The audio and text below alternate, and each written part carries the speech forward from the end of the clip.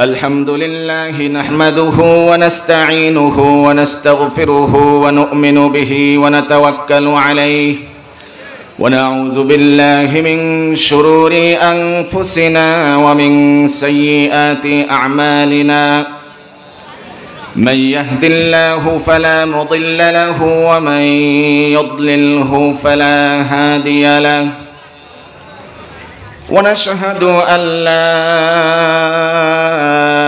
إله إلا الله وحده لا شريك له ونشهد أن سيدنا وحبيبنا ومولانا محمدًا عبده ورسوله الذي أرسله بالحق بشيرا ونذيرا وداعيا إلى الله بإذنه وسراجا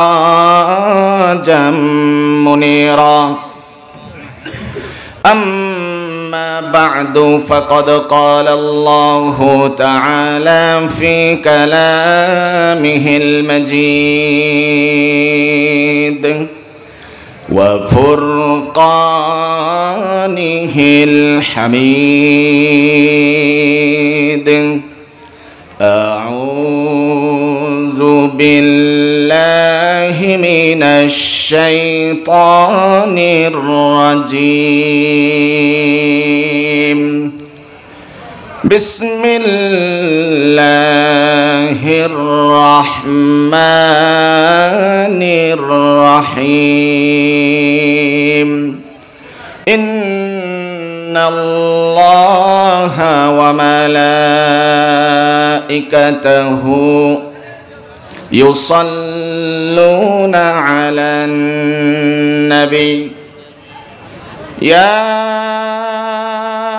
أيها الذين آمنوا صلوا عليه وسلموا تسليما اللهم صل على محمد وعلى آل محمد كما صليت على إبراهيم وعلى آل إبراهيم إنك حميد مجيد اللهم بارك على محمد وعلى آل محمد كما باركت على إبراهيم وعلى آل إبراهيم إنك حميد مجيد بلغ العلا بكماله كشف الدجى بجماله حسنت جميع خصاله صلوا عليه وآله هنا يفلطاق بلبل کا ترنم بھی نہ ہو چمن دہر میں کلیوں کا تبسم بھی نہ ہو بلغ العلا بکمالہ كشف الدجى بجماله حسنت جميع خصاله صلوا عليه وآله دین کی سورج ڈوب رہی ہے ہم لوگوں کے سامنے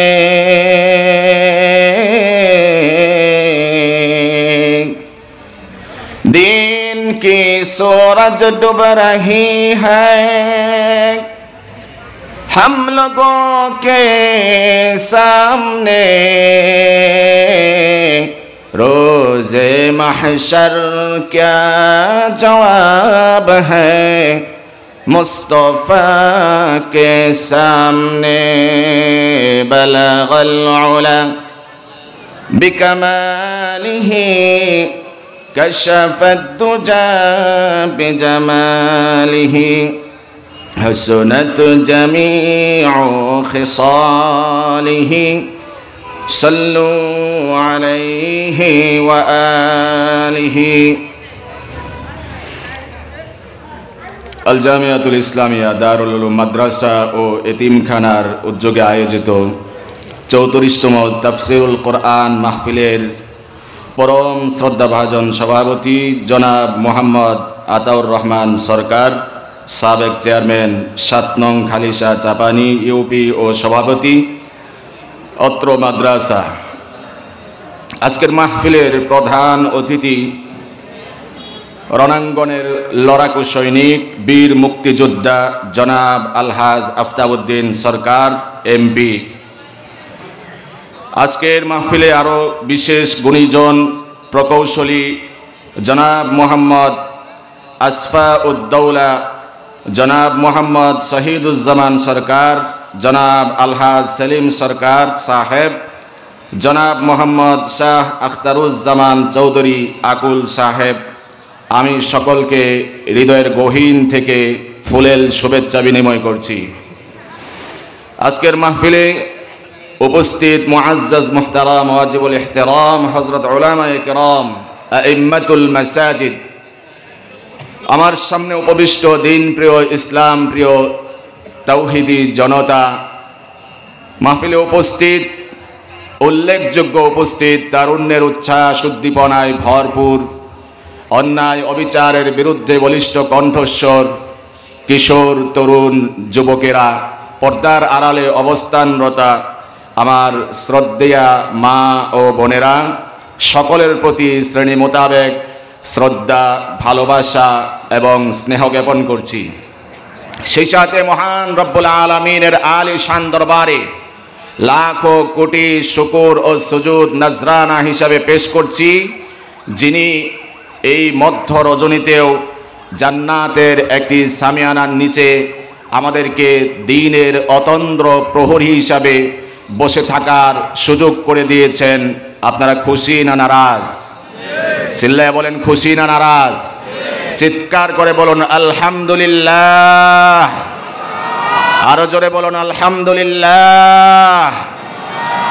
আমরা আল্লাহ পাকের দরবারে তার শিখিয়ে দেওয়া ভাষায় প্রশংসামূলক ভাষা বাক্য আলহামদুলিল্লাহর মাধ্যমে আমরা প্রশংসা জ্ঞাপন করেছি, কারণ তিনি যদি আমাদেরকে এই জান্নাতের বাগিচার নিচে এসে শামিল হওয়ার তৌফিক না দিতেন, কারো পক্ষে এই সামিয়ানার নিচে এসে এত সময় পর্যন্ত বসে থাকা সম্ভব ছিল। আমরা এখানে শুনতে এসেছি কোরআন ও হাদিসের কথা। কি শুনবো? একটু আওয়াজ দিয়ে বলুন। কোরআন ও হাদিসের কথা শুনতে এসেছি।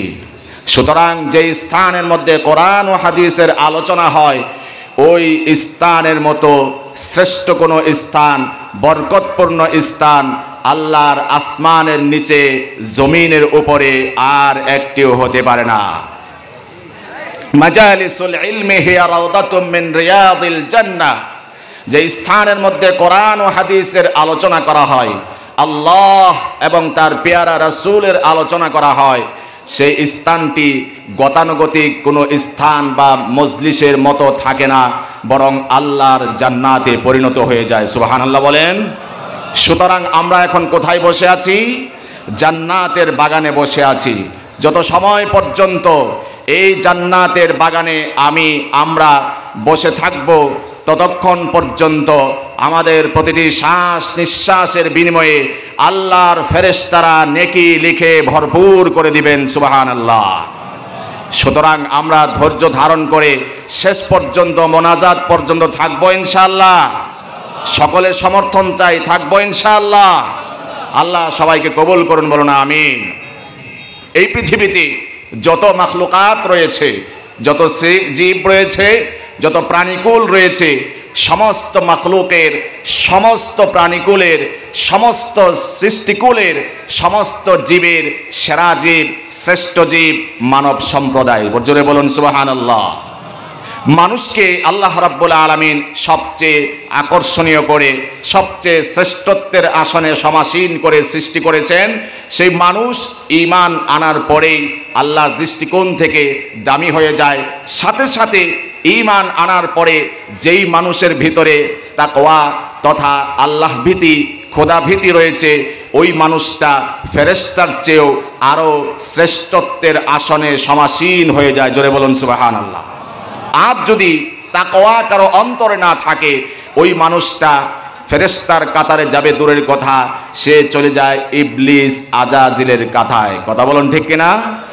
যদি তাকওয়া ভিতরে না থাকে, তাকওয়া যদি না থাকে, সেই মানুষটা ঈমানদার হলেও তার ভিতরে যদি তাকওয়া না থাকে, আল্লাহর দরবারে তার কোনো দাম আছে? আল্লাহর দরবারে তার কোনো দাম নাই। তাকওয়া কি জিনিস? তাকওয়া হচ্ছে, এটি একটি আরবি শব্দ, কোরআনিক শব্দ, হাদিসের অসংখ্য ভাণ্ডারের একটি শব্দ হচ্ছে তাকওয়া। তাকওয়ার অর্থ হচ্ছে ভয়, ভীতি ইত্যাদি। পরিভাষায় তাকওয়া বলা হয় আল্লাহ ভীতি তথা আল্লাহকে মনে প্রাণে ভয় করা, এর নাম হচ্ছে তাকওয়া। সুতরাং ভয় করতে হবে কাকে? একটু আওয়াজ করে বলুন, ভয় করতে হবে কাকে? জোরে বলুন, ভয় করতে হবে কাকে? কোন কাফের মুশরিকের চোখ রাঙানোকে ভয় করা যাবে? কোন বাতিল মুশরিকদের চোখ রাঙানোকে ভয় করা যাবে? নাস্তিক মুরতাদদের হুমকি ধমকিকে ভয় করা যাবে? কোন বাতিল পরাশক্তিকে ভয় করা যাবে? মুসলমান কোন বাতিল পরাশক্তিকে ভয় করতে পারে? ভয় করতে হবে একমাত্র যাকে, তিনি কে? চিল্লায়ে বলুন, আল্লাহকে ভয় করতে হবে। কোন মুসলমান ইসলামের আলোয় যার জীবন আলোকিত, সে কশ্চিনকালেও বাতিল মতবাদকে ভয় করতে পারে না। কবি সুন্দর করে বলেছেন, বাতিল সে দবনে ওয়ালে आसमान ही हम, बातिल से दबने वाले आसमान ही हम, सोबर कर चुका है तू इम्तिहान हमारा। কবি বলছেন, এই পৃথিবীর আকাশ সাক্ষী, জমিন সাক্ষী, পৃথিবী ইসলাম ওয়ালাদেরকে, মুসলমানদেরকে বারবার, শতবার, হাজারবার পরীক্ষা করেছে। মুসলমানের জাত সব সময় পরীক্ষায় উত্তীর্ণ হয়েছে। বাতিলের চোখ রাঙানো দেখে তারা কশ্চিনকালেও পশ্চাৎদাপন হয় নাই। বাতিলের চোখ রাঙানো দেখে ইসলামপন্থী যারা, ইসলাম প্র্যাকটিস করে যারা, প্রকৃত অর্থে মুসলমান যারা, এরা বাতিলকে দেখে কশ্চিনকালেও দেবে যেতে পারে না। অসংখ্য নজির রয়েছে, অসংখ্য দলিল রয়েছে। ফর এক্সাম্পল, যত পয়গম্বর ছিলেন সবাই কাকে ভয় করেছেন? যত নবী আম্বিয়া ছিলেন কাকে ভয় করেছেন? আমার আপনার পেয়ারা নবী মুহাম্মদুর রাসূলুল্লাহ সাল্লাল্লাহু আলাইহি ওয়াসাল্লাম একমাত্র যাকে ভয় করেছেন তিনি কে? ইব্রাহিম খলিলুল্লাহ, তিনি যাকে ভয় করেছেন তিনি কে? ইব্রাহিম খলিলুল্লাহ, আল্লাহর একজন পয়গম্বর। নাম শুনেছেন আপনারা? আল্লাহর পয়গম্বর ইব্রাহিম, নাম শুনেছেন? ইব্রাহিম আলাইহিস সালাতু ওয়াস সালাম, তিনিও বাতিলের সাথে লড়াই করেছেন। বাতিলের সাথে লড়াই করার পরে আল্লাহর পয়গম্বর ইব্রাহিমকে আল্লাহ রাব্বুল আলামিন বিজয় দান করেছিলেন। জোরে বলুন সুবহানাল্লাহ। কোরআনে হাকিম থেকে বলছে, শুনুন, এই সমাজ যখন গুনাহে জর্জরিত ছিল, কুফর শিরকের ছয়লাভ ছিল, ইব্রাহিম পয়গম্বর তিনি অনুধাবন করলেন, মনিটরিং করলেন। ও আমার যুবকেরা, আমার কিশোর তরুণীরা, লক্ষ্য করে শোনো, তোমাদের বয়সে যখন ইব্রাহিম আলাইহিস সালাতু ওয়াস সালাম ছিলেন, তিনি একটি সুন্দর সমাজ বিনির্মাণ করার জন্য উদ্যোগ গ্রহণ করেছিলেন। দীর্ঘদিন পর্যন্ত সমাজের অনাচারগুলো তিনি পর্যবেক্ষণ করেছেন, সমাজের যে দুরাচার অবস্থাগুলো পর্যবেক্ষণ করেছেন। ইব্রাহিম আলাইহিস সালাতু ওয়াস সালাম অনেকদিন পর্যন্ত চিন্তা ফিকির করেছেন, সুন্দর সমাজ বিনির্মাণ করার জন্য উদ্যোগ গ্রহণ করেছেন। কুফরি সমাজকে উৎখাত উৎখাত করে দিয়ে, শিরকি মতবাদকে উৎখাত করে দিয়ে এক ইব্রাহিম পয়গম্বর তাওহীদের মতবাদকে এই পৃথিবীতে কায়েম করার জন্য চেষ্টা করেছিলেন। ইব্রাহিম পয়গম্বর তিনি চিন্তা করলেন, এই সমাজকে যদি ভেঙে চুরমার করতে হয়, কুফর মিশ্রিত শিরক মিশ্রিত এই সমাজকে যদি উৎখাত করতে হয়, নির্মূল করতে হয়, আমাকে আগে এনার্জি জোগাড় করতে হবে। ইব্রাহিম পয়গম্বর নীরবে নির্জনে নিরালায় সমাজ পরিবর্তন করার চেষ্টা করেন। আমার যুবক বন্ধুরা লক্ষ্য করে শোনো, একটি সুন্দর সুস্থ সমাজ বিনির্মাণ কিভাবে করতে হবে শোনো। কোরআন থেকে ইব্রাহিম পয়গম্বরের ঘটনা থেকে শোনাচ্ছি। ইব্রাহিম আলাইহিস সালাতু ওয়াস সালাম চিন্তা করলেন, হুট করে আমি একা সমাজকে সুন্দর সমাজ বিনির্মাণ করতে পারবো না, চাইলেই আমি সমাজের অনাচার অবিচারগুলোকে উৎখাত করতে পারবো না, বরং প্রথমে আমাকে ঘর থেকে কাজ শুরু করতে হবে। এমন এক সময়ে পয়গম্বর তাওহীদের পতাকাকে উত্তোলন করার জন্য উদ্যোগ গ্রহণ করেছিলেন, যেই সময়ে তার ঘর থেকে কোনো সমর্থন ছিল না, যেই সময়ে কুফর আর শিরকের জন্ম হতো তার ঘর থেকেই, ঘরের যে একটি সমর্থন শক্তি একেবারে তার পক্ষে ছিল না, ঘরের বাবা মার সমর্থন তার পক্ষে ছিল না। এমনকি তৎকালীন সময়ের ডিক্টেটর শাসক, ওই সময়ের নমরুদ ইবনে কিনান ডিক্টেটর শাসক, সেও ছিল ইব্রাহিমের প্রতিদ্বন্দ্বী ছিল। ঘর থেকেও তার কোনো আশ্রয় নাই, এমনকি রাষ্ট্রের পক্ষ থেকেও তার আশ্রয় নাই, ঘরেও তার প্রতিদ্বন্দ্বী রয়েছে, গোটা রাষ্ট্র তার বিপক্ষে রয়েছে, রাষ্ট্র শক্তি তার বিপক্ষে অবস্থান নিয়েছে। ইব্রাহিম পয়গম্বর ঘনে ধরা সমাজকে পরিবর্তন করতে চান, একটি সুস্থ সুন্দর সমাজ বিনির্মাণ করতে চান। ইব্রাহিম পয়গম্বর সর্বপ্রথম তার পিতাকে দাওয়াত দিলেন। আল্লাহ রাব্বুল আলামিন কালামে হাকিমে ইরশাদ করেছেন, ওয়াইয ক্বালা ইব্রাহিমু লিআবিহি আযারা আতাত্তাখিযু আসনামান আলিহা ইন্নী আরাকা ওয়া কওমাকা ফি দালালিম মুবিন। জোরে বলেন আল্লাহু আকবার, আরো জোরে বলেন আল্লাহু আকবার। আল্লাহু আকবারের আওয়াজ এত কম হবে কেন? চিৎকার করে বলেন আল্লাহু আকবার। এই বিশাল সাম্রাজ্যের মালিক কে? আসমানের মালিক কে? এই সমতল বিস্তৃত জমিনের মালিক কে? সুতরাং তাকবীর হবে কার নামে? স্লোগান হবে কার নামে? আল্লাহু আকবার কোন বিতর্কিত স্লোগান? আল্লাহু আকবার কোন মতবাদের স্লোগান? আল্লাহু আকবার বিতর্কিত স্লোগান নয়। আল্লাহু আকবার কোন মতবাদ বা গোষ্ঠীর স্লোগান নয়। আল্লাহু আকবার হচ্ছে ইসলাম এবং মুসলমানের স্লোগান। চললে বলেন ঠিক কিনা? মুসলমানের স্লোগান কি? ইসলামের স্লোগান কি? ইমানদারের স্লোগান কি? সব সময় স্লোগান হবে কি? জন্মের পরে ডান কানের প্রথম স্লোগান কি? মৃত্যুর পরে জানাজার প্রথম এবং শেষ স্লোগান কি? জোরে বলে আল্লাহু আকবার। আজকে আমাদের এই কণ্ঠ যদি স্তব্ধ হয়ে যায়, এই কণ্ঠ যদি স্তব্ধ হয়ে যায়, সময় এমন চলে আসবে যখন আল্লাহকে ডাকতে সম্ভব হবে না। হাসপাতালের বেডে শুয়ে থাকতে হবে, তাকিয়ে থাকতে হবে, নিথর দেহ নিয়ে চক্ষু থেকে অশ্রুগুলো গড়িয়ে গড়িয়ে পড়বে। ওই সময় আল্লাহু আকবার বলার মতো এনার্জি থাকবে না। এজন্য সময় থাকতে আল্লাহকে চিৎকার করে ডাক দেব, পারবো ইনশাআল্লাহ? নারায়ে তাকবীর, লিল্লাহি তাকবীর। আল কোরআনের আলো, কোরআন সুন্নাহর আলো। আল্লাহ সকলের কণ্ঠে ভরপুর বারাকা দান করুন, বলুন আমিন। শোনাচ্ছিলাম যুবকরা, তোমাদের মতো তোমাদের বয়সে ইব্রাহিম পয়গম্বর যখন ছিলেন, তিনি একটি সুন্দর সমাজ বিনির্মাণ করার জন্য উদ্যোগ গ্রহণ করেছিলেন, চেষ্টা করেছিলেন।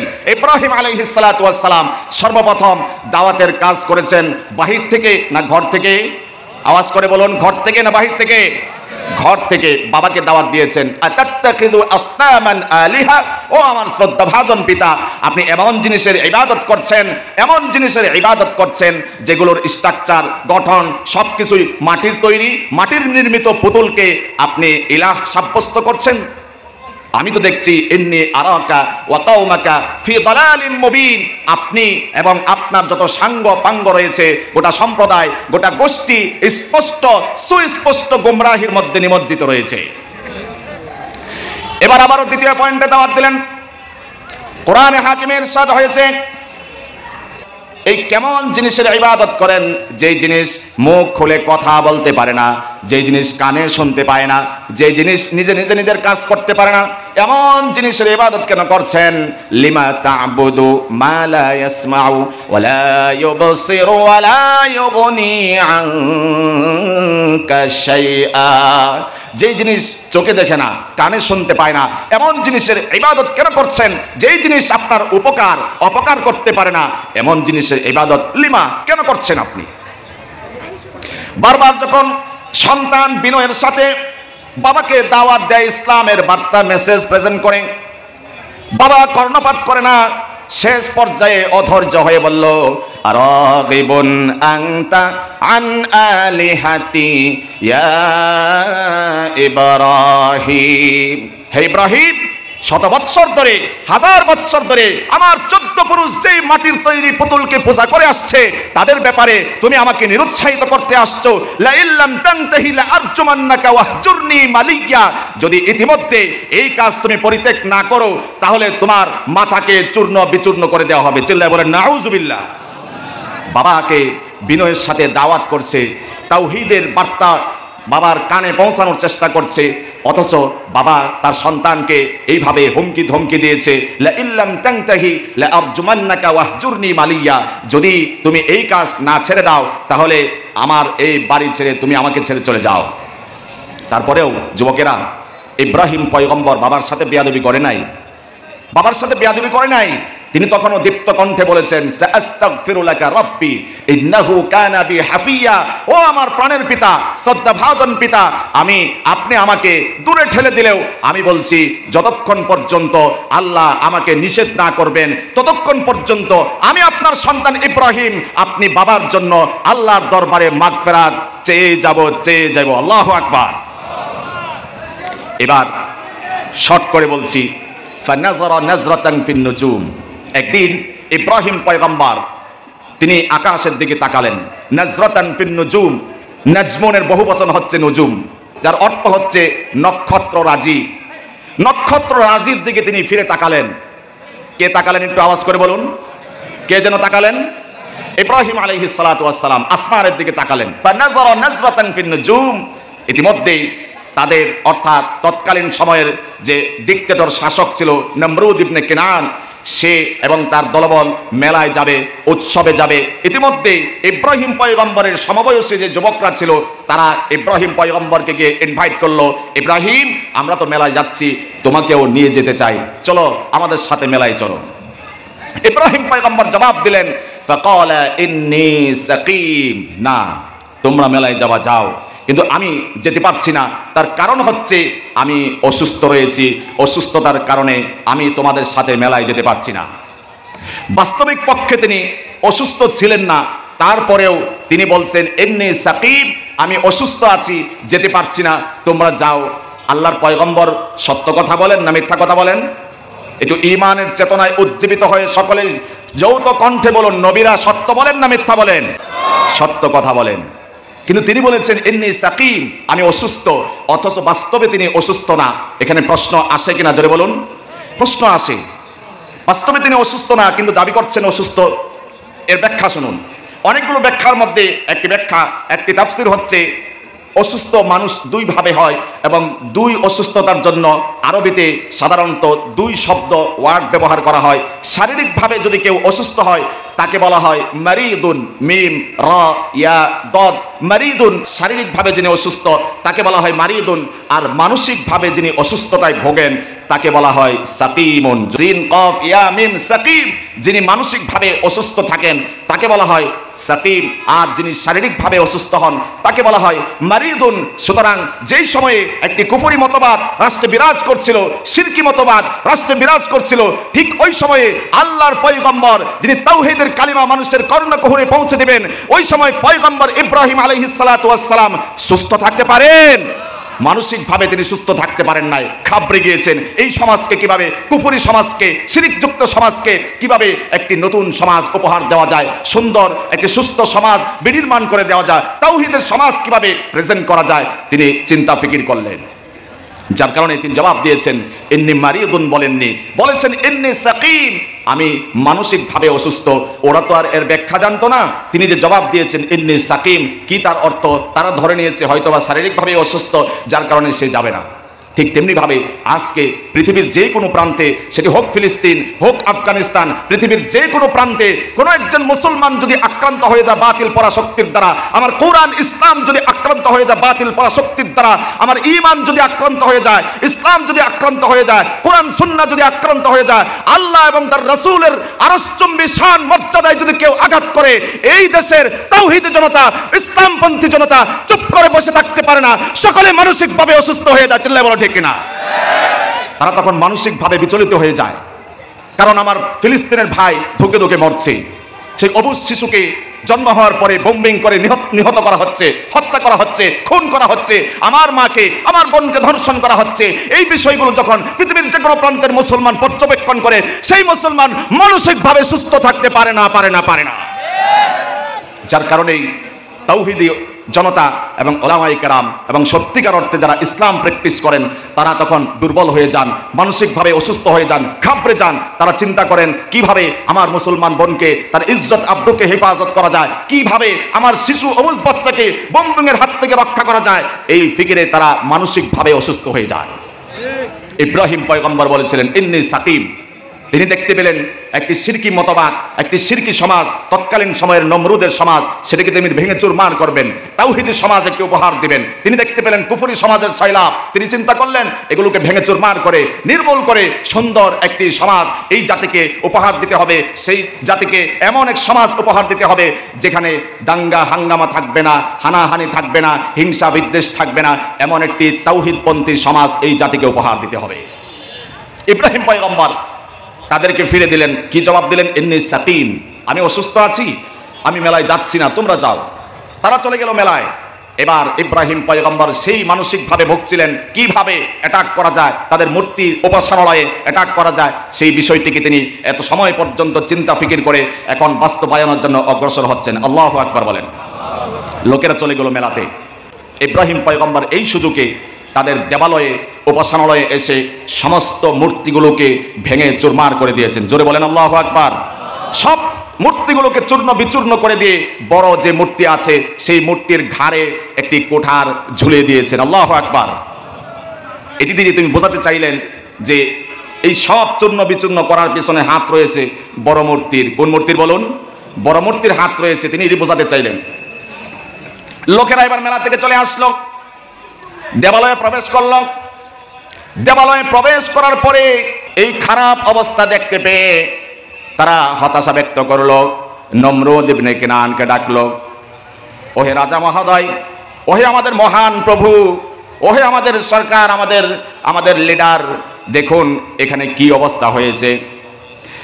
এই বিষয়টি বলার পরে তারা বলতে লাগলো, ক্বালু মান ফাআলা হাদা বিআলিহাতিনা ইন্নাহু লামিনাজ জালিমিন। তারা বলাবলি করতে আরম্ভ করলো, মান ফাআলা হাদা বিআলিহাতিনা, আমাদের উপাসনালয়ে এসে আমাদের উপাস্যদের সাথে, আমরা যাদেরকে মাবুদ মনে করি, এদের সাথে কারা এই খারাপ ব্যবহার করলো। ইন্নাহু লামিনাজ জালিমিন, নিঃসন্দেহে সে সীমালঙ্ঘনকারী। তারা এই কথাও বলল। যখন নমরুদের মনে একে প্রশ্ন জাগলো, কে এই কাজ করলো, লোকেরা বলাবলি করতে আরম্ভ করলো, ক্বালু সামি'না ফাতান ইয়াযকুরুহুম ইউকালু লাহু ইব্রাহিম। তারা বলল, আমরা দেখেছি, আমরা পর্যবেক্ষণ করেছি, আমরা শুনেছি, সামি'না ফাতান ইয়াযকুরুহুম, এই সমাজে একজন নওজোয়ান তাগড়া যুবক বসবাস করে, যে কিনা ইয়াযকুরুহুম, আমাদের মূর্তিগুলোর ব্যাপারে সমালোচনা করে। সে এই সমাজকে চূর্ণ বিচূর্ণ করে দিয়ে, নির্মূল করে দিয়ে নতুন এক উলুহিয়াতের সমাজ নির্মাণ করতে চায়, তাওহীদপন্থী সমাজ নির্মাণ করতে চায়। তার নাম কি বলো? লোকেরা জবাব দিল, ইউকালু লাহু ইব্রাহিম। তারা বলল সেই যুবকের নাম হচ্ছে ইব্রাহিম। তখন নমরুদ ইবনে কিনান এবং তার সাঙ্গপাঙ্গ তারা বলল, ক্বালু ফাতু বিহি আলা আয়ুনিন নাস, ওকে ধরে নিয়ে আসো, তাকে গ্রেফতার করে নিয়ে আসো, আলা আয়ুনিন নাস, জনসম্মুখে মানুষের সামনে তাকে ধরে নিয়ে আসো, লাআল্লাহুম ইয়াশহাদুন, যাতে তার সম্পর্কে যারা জানে তারা সাক্ষ্য দিতে পারে তার ব্যাপারে। এবার ইব্রাহিম পয়গম্বরকে গ্রেফতার করে নিয়ে আসা হলো, নমরুদের রিমান্ডে তাকে দিয়ে দেওয়া হলো, জিজ্ঞাসাবাদ করা হলো, আআনতা ফাআলতা হাদা বিআলিহাতিনা ইয়া ইব্রাহিম। তারা এবার রিমান্ডে এনে জিজ্ঞাসাবাদ শুরু করে দিল, আআনতা ফাআলতা হাদা বিআলিহাতিনা, ও ইব্রাহিম তুমি কি আমাদের এই উপাস্যদের সাথে এই কাজ করেছো?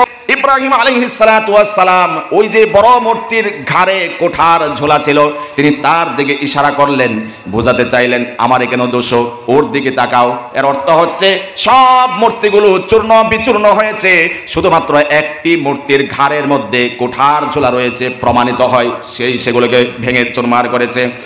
এই কথা বলার পরে কাবীরুহুম হাদা ফাসআলুহুম, তোমরা তাকে জিজ্ঞেস করো, ইন কানু ইয়ানতিকুন, যদি তারা কথা বলতে পারে, কথা বলতে সক্ষমতা লাভ করে তাদেরকে জিজ্ঞেস করো। ফারাজাউ ইলা আনফুসিহিম ফাকালু ইন্নাকুম আনতুমুজ জালিমুন, তারা নিজেরা প্রত্যাবর্তন করলো, বলা বলি করতে আরম্ভ করলো, ইন্নাকুম আনতুমুজ জালিমুন, নিঃসন্দেহে তোমরা সীমা লঙ্ঘনকারী। সুম্মা নুকিসু আলা রুউসিহিম লাকাদ আলিমতা মা হাউলাই ইয়ানতিকুন, লজ্জিত হলো, অনুতপ্ত হলো, পরিতাপ প্রকাশ করলো, আর বলল, মাথাটা নিচু করে বলল, ইব্রাহিম তুমি তো জানো ওরা কথা বলতে পারে না, তুমি তো জানো কি জন্য প্রশ্ন করো, ওকে জিজ্ঞাসা করতে বলো, তুমি তো জানো যে ওরা কথা বলতে পারে না।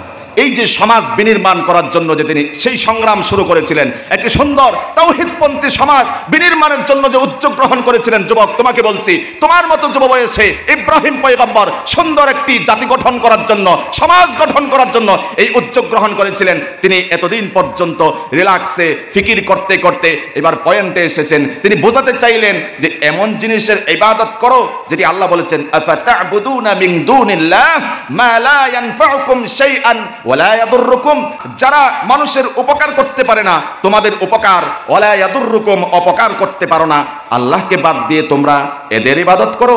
আল্লাহু আকবার বলবেন না? কি প্রশ্নটা ছড়েছেন? জাতি পরিবর্তনের যে স্বপ্ন, সুন্দর সমাজ বিনির্মাণের যে স্বপ্ন, এতদিন পরে তিনি পয়েন্টে নিয়ে এসেছেন, এমন জিনিসের ইবাদত করো। আমি তো তোমাদেরকে এটাই বলি, যেই জিনিস উপকার করতে পারে না, অপকার করতে পারে না, এমন জিনিসের ইবাদত কেন করো? মাঝখানে ছোট্ট একটি মেসেজ আপনাদেরকে দিই। কোরআনের আলোচনা হচ্ছে, এর অর্থ এটি না যে আগামী দুর্গা পূজায় আপনারা গিয়ে হিন্দুদের মূর্তিগুলো ভেঙে চুরমার করে দিবেন। ইসলাম এটাকে অ্যালাউ করে না, ইসলাম সাপোর্ট করে না, সমর্থন করে না। তাদের ধর্ম তারা পালন করবে, আমরা আমাদের ধর্ম পালন করব। কোনো বাধা দেওয়ার সুযোগ আছে? কাউকে বাধা দেওয়া যাবে না। তারা তাদের ধর্ম সুন্দরভাবে পালন করবে, উদযাপন করবে, যদি তার আকীদা রয়েছে তার মতো করে পালন করবে। আপনি আমি ইসলামপন্থী হওয়ার কারণে তাদেরকে গিয়ে অ্যাটাক করতে পারবো না, তাদের মূর্তিকে গিয়ে আমরা গালমন্দ করতে পারবো না, তাদেরকে গিয়ে আমরা কটু কথা বলতে যাব না। সমাজে ফিতনা বাড়বে। ইব্রাহিম পয়গম্বরের তৎকালীন সময়ের সমাজনীতি কেমন ছিল, সুন্দর সমাজ বিনির্মাণের কি তার আগ্রহ আর আকর্ষণ ছিল, সেই বিষয়টি আপনাদেরকে শোনানোর উদ্দেশ্য এবং বলা উদ্দেশ্য। ওই যে আমরা স্লোগান দিয়েছিলাম, ভয় করতে হবে একমাত্র কাকে? আওয়াজ নাই, সবাই বলেন কাকে ভয় করতে হবে? ইব্রাহিম ভয় করেছেন আল্লাহকে। তৎকালীন সময়ের এই যে নমরুদ ইবনে কিনআন, এত বাজে বাদশা, তাকে তিনি ভয় করেন নাই, তার চোখ রাঙানোকে ভয় করেন নাই, ভয় করেছেন আল্লাহকে। অবশেষে রিমান্ড থেকে সিদ্ধান্ত হলো, ক্বালু হাররিকুহু ওয়ানসুরু আলিহাতাকুম ইন কুনতুম ফাইলিন। এবার নমরুদের পক্ষ থেকে অর্ডার জারি হলো, আইন জারি হয়ে গেল যে ইব্রাহিমকে এক্ষুনি আগুনের অগ্নিকুণ্ড নির্মাণ করে, অগ্নিগর্ভ তৈরি করে এবং লেলিহান অগ্নিশিখা তৈরি করে ইব্রাহিমকে আগুনে পুড়িয়ে ছারখার করে দাও। নাউজুবিল্লাহ বলেন। কিন্তু ইব্রাহিম পয়গম্বরকে আগুন থেকে, লেলিহান অগ্নিশিখা থেকে যিনি রক্ষা করবেন তিনি কে? চিল্লায় বলেন, জোরে বলেন, কে রক্ষা করবেন? এই অবস্থা যখন হয়ে গেল, ইবলিস স্বপ্নযোগে কুপরামর্শ দিল কিভাবে তাকে প্রজ্বলিত করতে হবে।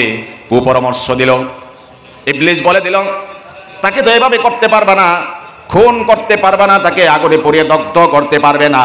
এক কাজ করতে হবে, চরক গাছ বানাও, নর্তকী নিয়ে আসো, বাসে মহিলা নিয়ে আসো, তাদেরকে দিয়ে এখানে নাট্য মঞ্চ তৈরি করো। তারা যখন কনসার্ট করবে, ডিজে পার্টি করবে, ওই সময় আল্লাহর ফেরেশতারা ওখানে আর থাকতে পারবে না। ঠিক ওই মুহূর্তে চরক গাছটা উপরে যাবে। ওই সময় যদি ইব্রাহিমকে ছেড়ে দিতে পারো, ইব্রাহিম পরে ছারকার হয়ে যাবে। কিন্তু আল্লাহ রাব্বুল আলামিন বলিষ্ঠ কণ্ঠে আসমান থেকে, আরশ থেকে আয়াত নাযিল করে পাঠিয়ে দিয়েছেন। আল্লাহ রাব্বুল আলামিন বলেন, কুলনা ইয়া নারু কুনি বারদান ওয়া সালামান আলা ইব্রাহিম। হে আগুন, আমার পয়গম্বর ইব্রাহিমের জন্য তুমি শীতাতপ নিয়ন্ত্রিত এবং আরামদায়ক হয়ে যাও। চিল্লায় বলেন সুবহানাল্লাহ। আল্লাহ রাব্বুল আলামিন আগুনকে অর্ডার করলেন।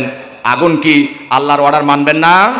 অবশ্যই মানতে বাধ্য, যেহেতু সে মাখলুক। এবার যখন আল্লাহ অর্ডার করলেন, আগুন ইব্রাহিম পয়গম্বরের জন্য একেবারে আরামদায়ক, শান্তিদায়ক, এয়ার কন্ডিশনে পরিণত হয়ে গিয়েছে। সুবহানাল্লাহ বলেন। ইব্রাহিম পয়গম্বর সেদিনও আল্লাহকে ভয় করেছেন, বাতিল পরাশক্তিকে ভয় করেননি, বাতিলের চক্রাঙ্গনকে ভয় করেননি, বাতিলের হুমকি ধমকি দেখে তিনি থেমে যাননি। তিনি যে বিপ্লব কায়েম করেছেন, তাওহীদের বিপ্লব, এই জাতির সামনে উপস্থাপন করে তারপরে তার অগ্রযাত্রা পরিসমাপ্তি ঘটিয়েছেন। এই জন্য যুবকদেরকে দিন কায়েমে সচেষ্ট থাকতে হবে। মাতৃভূমির জন্য সংগ্রাম করতে হলে সব সময় সচেষ্ট থাকতে হবে। যুবকরা পারবে ইনশাআল্লাহ। তোমাদের মতো যুবকরাই সব সময়, যখন এই বাতিলের সাথে মোকাবেলা হয়েছে, আল্লাহর পয়গম্বর আবু জাহেলের সাথে মোকাবেলা হয়েছে, আল্লাহর রাসূল সাল্লাল্লাহু আলাইহি ওয়াসাল্লাম দীপ্ত কণ্ঠে প্রতিবাদ করে তার মোকাবেলায় বিজয়ী হয়েছেন। ইব্রাহিম পয়গম্বর তার প্রতিপক্ষ নমরুদের বিরোধিতা করে বিজয় অর্জন করেছেন। ঠিক তেমনি ভাবে আমার দেশে ৭১-এ পাকিস্তানি হায়নাদেরকে এই দেশের যুবকেরা দল বেঁধে ঐক্যবদ্ধভাবে তাদেরকে দেশ থেকে বিতাড়িত করতে পেরে সক্ষম হয়েছিল। চিল্লায় বলা ঠিক কিনা? আজকে যদি এই সময় এসে আমার ইসলাম আক্রান্ত হয়ে যায়, ঈমান আক্রান্ত হয়ে যায়, দেশ জাতি যদি আক্রান্ত হয়ে যায়, দেশের চেতনায় উজ্জীবিত হয়ে মাতৃভূমিকে রক্ষা করতে, ইসলাম ও ঈমানকে রক্ষা করতে কারা কারা প্রস্তুত আছে? দুই হাত দেখতে চাই। লিল্লাহি তাকবীর, লিল্লাহি তাকবীর। হাত নামান। আল্লাহ সমস্ত যুবকদেরকে ইসলামের জন্য মঞ্জুর করুন, বলুন আমিন। আলোচনা চলবে না শর্ট করব? একটি পয়েন্ট আপনাদেরকে শোনালাম। তাকওয়া কাকে বলা হয় আপনাদেরকে ইতিমধ্যে আমি শুনিয়েছি তেলাওয়াত করে, এক্সাম্পল সহকারে। এবার আসুন সাহাবায়ে কেরাম রাদিয়াল্লাহু তাআলা আনহুম আজমাইন তারা কিভাবে তাকওয়া অর্জন করেছিলেন। এবং আমি একটি আয়াত অবলম্বনে আপনাদের সামনে, এই আজকের যেহেতু তাফসিরুল কোরআন আপনারা শিরোনাম দিয়েছেন, সেহেতু কোরআন থেকে কথা না বললেই নয়, আমি কোরআন থেকে আপনাদেরকে বিবৃতি দিয়ে শোনাচ্ছি। আল্লাহ রাব্বুল আলামিন পবিত্র কালামে হাকিমের 4 নম্বর পারার 2 নম্বর পেজের সূরা আলে ইমরানের 102 নম্বর আয়াত। কত নম্বর আয়াত বলুন? একটু আওয়াজ করে বলুন। কোন সূরা? আলে ইমরান 2 নম্বর আয়াতে আল্লাহ দ্ব্যর্থহীন কণ্ঠে ঈমানদারদেরকে ডাক দিয়ে একটি মেসেজ দিয়েছেন, ইয়া আইয়ুহাল্লাযীনা আমানু ইত্তাকুল্লাহ হাক্কা তুকাতিহ। একটি অংশ, ও ঈমানদারেরা, ও মুমিনেরা, তোমাদেরকে বলছি একমাত্র আল্লাহকে ভয় করো, যথাযথভাবে ভয় করতে হবে। কাকে? আল্লাহকে যথাযথভাবে ভয় করতে হবে। আয়াতের পরবর্তী অংশ হচ্ছে ওয়ালা তামুতুন্না ইল্লা ওয়া আনতুম মুসলিমুন। আমি আয়াতের প্রথম অংশের সাথে আলোচনা করব। আপনাদের ধৈর্য থাকলে, আগ্রহ থাকলে পরের আয়াতের ইনশাআল্লাহ আলোচনা হবে। প্রথম অংশটি হচ্ছে ইত্তাকুল্লাহ হাক্কা তুকাতি, আল্লাহকে ভয় করার মতো ভয় করো। দ্বিতীয় কথার অর্থ হচ্ছে লা তামুতুন্না ইল্লা ওয়া আনতুম মুসলিমুন, মুসলমান না হয়ে কবরে যেও না, মুসলমান না হয়ে মৃত্যুবরণ করো না। কে বলেছেন এই কথা? এই কথা কার? এই কথা কার? চিল্লায় বলুন। আল্লাহর কোরআনের কথা। আল্লাহ বলেছেন। এই সমস্ত আয়াতগুলো শোনার পরে সাহাবায়ে কেরাম কতটা ভীত সন্ত্রস্ত হতেন। আবু বকর রাদিয়াল্লাহু তাআলা আনহুম আজমাইন গাছের কাছে যেতেন, গাছের পাতার দিকে তাকাতেন আর বলতেন, আমি যদি এই গাছের পাতা হয়ে যেতাম। ঘাসের দিকে তাকাতেন আর বলতেন, আমি যদি ঘাস হয়ে যেতাম, বকরি ছাগল আমাকে গিলে খেয়ে ফেলতো।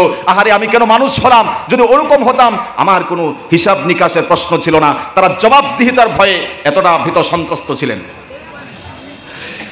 আবু বকর রাদিয়াল্লাহু তাআলা আনহু বিশ্বনবী মুহাম্মদুর রাসূলুল্লাহ সাল্লাল্লাহু আলাইহি ওয়াসাল্লামের ইন্তেকালের পরে রাষ্ট্রপ্রধান হয়ে গেলেন।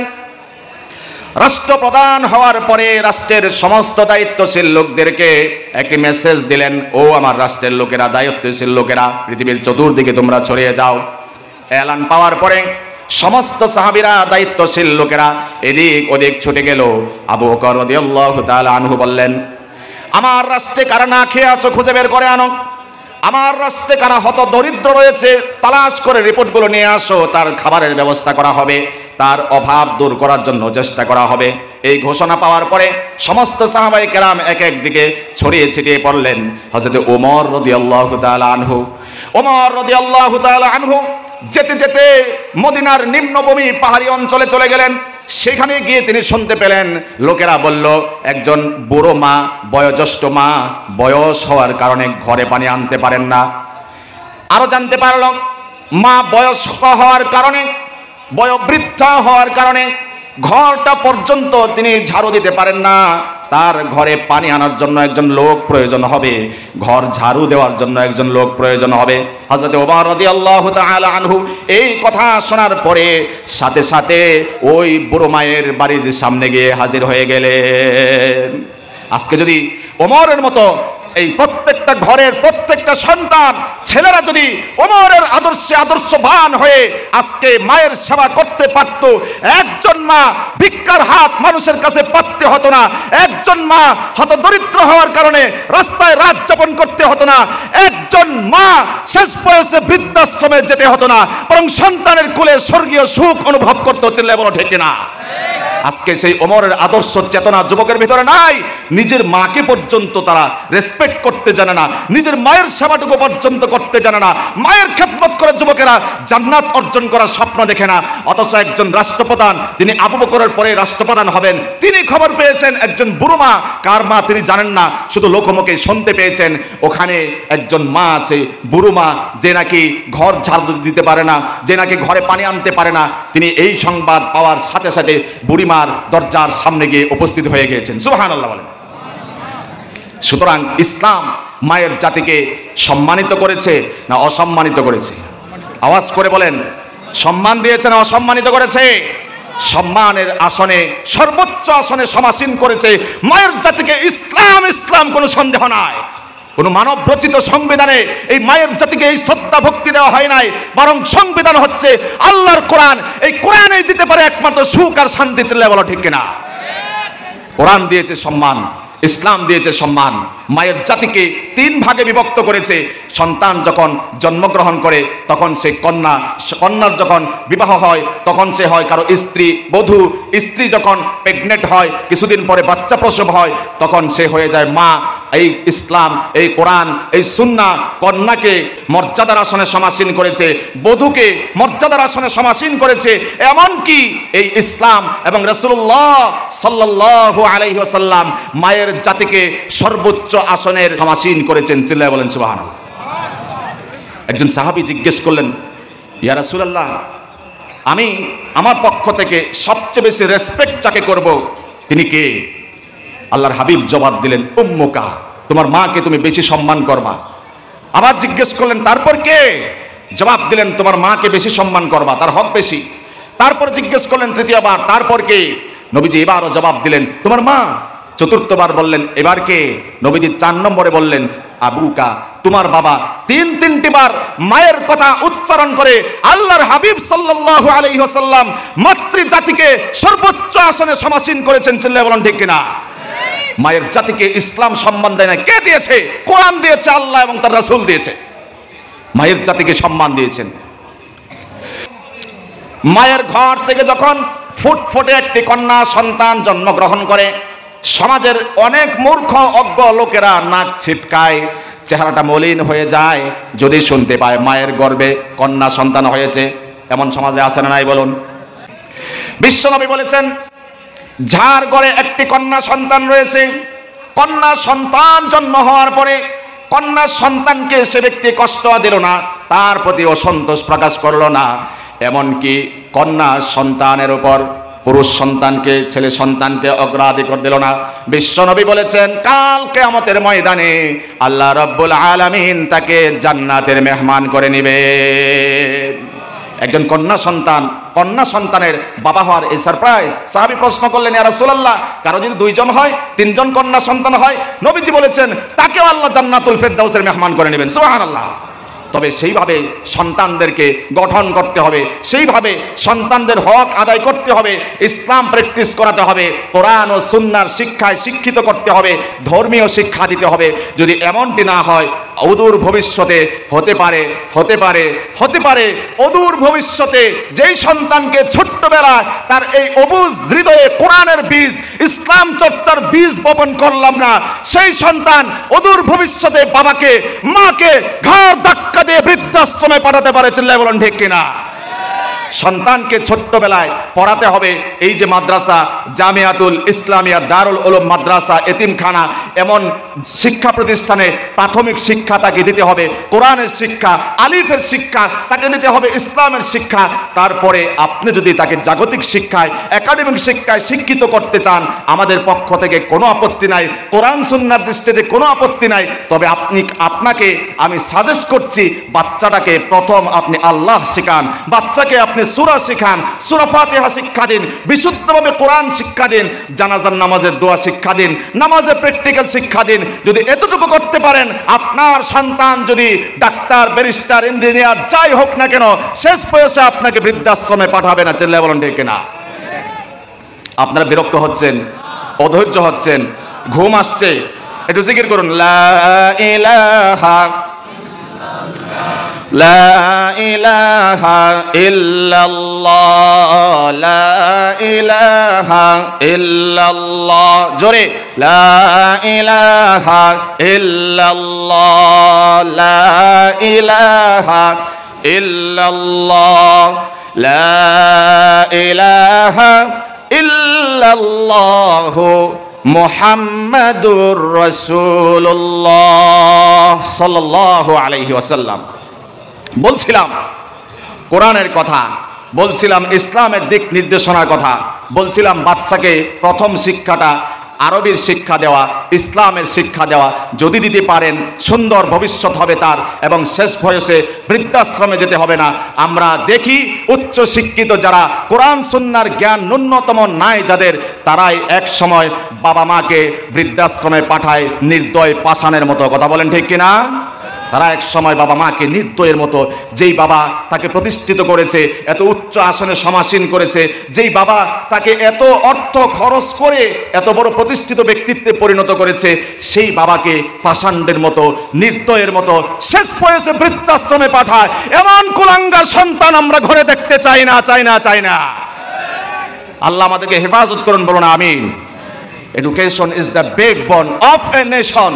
শিক্ষা জাতির মেরুদণ্ড, এই কথার সাথে যদি যুক্ত করা হয় সুশিক্ষায় একমাত্র জাতির মেরুদণ্ড, তাহলে কথাটির পরিপূর্ণ অর্থ বহ হবে, যথাযথ হবে, যথাযুক্ত হবে। কথা বলেন ঠিক কিনা? শুধুমাত্র আমরা যে সাজেস্ট করি ধর্মীয় শিক্ষার কথা এমনটি নয়, বরং অন্য ধর্মাবলম্বী যারা, তারাও, খ্রিস্টান ধর্মের যারা, তারাও, অন্য যত ধর্ম অবলম্বী রয়েছে, সবাই ধর্মীয় শিক্ষার প্রতি যথেষ্ট পরিমাণে গুরুত্ব দিয়ে থাকেন। এমন একজন খ্রিস্টান মনীষী, যার নাম স্মরণ আসছে, বলে ফেলি, স্টনলি হোল, তিনি সুন্দর একটি বিবৃতি দিয়েছেন, একটু কান খাড়া করে শুনি। তিনি বলেছেন, if you teach your children the 3 R's, reading, writing, arithmetic and leave the 4 R's, you will get a 5th R's, rascality। তোমার সন্তানকে যদি তুমি একটি আর শিক্ষা দাও, অর্থাৎ রিডিং 1 নম্বর আর, যদি রিডিং তুমি তাকে শিক্ষা দিয়েছো, তারপর রাইটিং তাকে তুমি দ্বিতীয় আর দিয়ে লেখালেখির জ্ঞান শিক্ষা দিয়েছো, অ্যারিথমেটিক তাকে তুমি গণিত শিক্ষা দিয়েছো, কিন্তু চতুর্থ একটি আর রিলিজিয়ন, সেই রিলিজিয়ন ধর্মের শিক্ষা তুমি তাকে দেও নাই, তাহলে you will get a 5th R's, rascality, পঞ্চম একটি আর তুমি উপহার পাবে।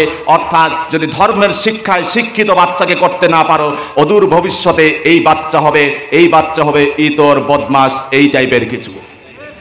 আমার কথা না, স্টনলি হোল একজন বড় মাপের দার্শনিক, তিনি বিবৃতি দিয়েছেন। আমি ভিন্ন ধর্মের একটি কথা আপনাদের সামনে প্রেজেন্ট করেছি কোরআনের সাথে সাথে।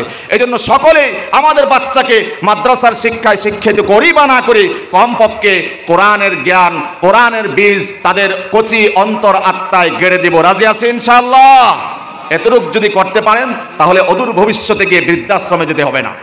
যে কথার দিকে এগোচ্ছিলাম, হযরত ওমর রাদিয়াল্লাহু তাআলা আনহু বৃদ্ধা মায়ের সংবাদ পেয়ে ঘর ঝাড়ু দেওয়ার জন্য চলে গেলেন মায়ের দরবারে। হযরত ওমর রাদিয়াল্লাহু তাআলা আনহু বুড়ো মায়ের বাড়ির সামনে চলে গেলেন, দরজায় নক করলেন, সালাম বিনিময় করলেন। ভিতর থেকে আওয়াজ আসলো, কে গো বাবা তুমি?